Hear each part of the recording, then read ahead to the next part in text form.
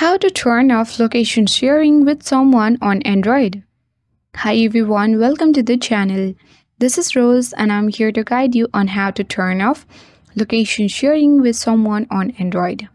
Watch the video till the end, and without any further ado, let's dive right into the video. Turning off location sharing on Android is a simple process and can be done through Google Maps or Google's location sharing feature. Whether you are stopping location sharing with an individual for disabling it entirely, here is how you can manage your location sharing settings.